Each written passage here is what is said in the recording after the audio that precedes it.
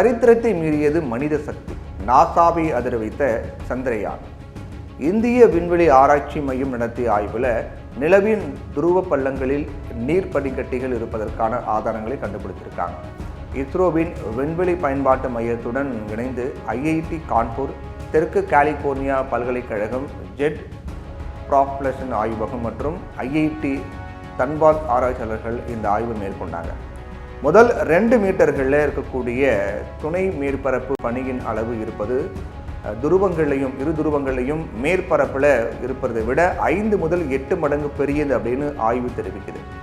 அதனால் அந்த பனியை மாதிரி அல்லது தோண்டி எடுக்க சந்திரனில் துளையிடுவது எதிர்கால பயணங்களுக்கும் நீண்ட கால மனித இருப்புக்கும் முதன்மையானதாக இருக்கும். இது மட்டும் இல்லாமல் வடதுருவ பகுதியில் இருக்கக்கூடிய நீர்ப்பனியின் அளவு தென்துருவ பகுதியை விட 2 மடங்கு அதிகமாக இருப்பதாகவும் ஆய்வு தெரிவிக்குது. இதனிடையே இப்போ வெளியாக இருக்கக்கூடிய புதிய தகவலின்படி நிலவின் தென்துருவ பகுதியில் தரைக்கடியில் நீர் இருப்பதாக இஸ்ரோ உறுதிப்படுத்திய நிலையில் 5 முதல் 8 மீட்டர் ஆழத்தில் தண்ணீர் பனிக்கட்டி போல உறைந்திருப்பதாக தெரிவிக்கப்பட்டிருக்கு.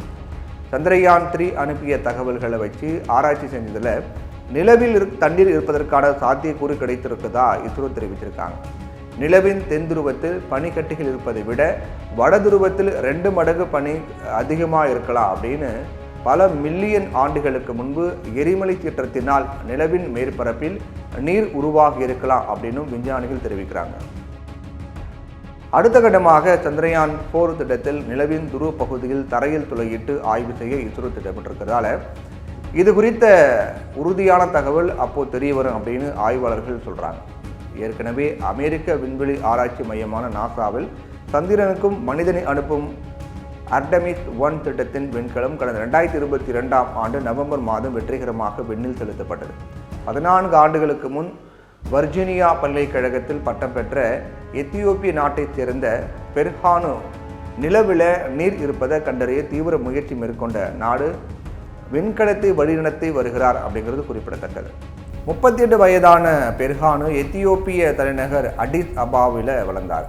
அப்புறம் உயர்கல்வியை முடித்த பின்னாடி வர்ஜீனியா காமன்வெல்த் பல்கலைக்கழகத்தில் இயற்பியல் மற்றும் பொறியியல் படிப்பதற்கு அமெரிக்காவுக்கு இடம்பெயர்ந்தார். இந்நிலையில் இந்தியாவின் சந்திரயான் நிலவின் தென்துருவத்தை விட வடதுருவத்தில் அதிக பனிக்கட்டிகள் இருப்பதாக கண்டறிந்திருப்பது ஒரு முக்கிய மைல்கல்லாக பார்க்கப்படுது. நாசாவையே மிஞ்சிவிட்டனர் நமது இஸ்ரோ விஞ்ஞானிகள்.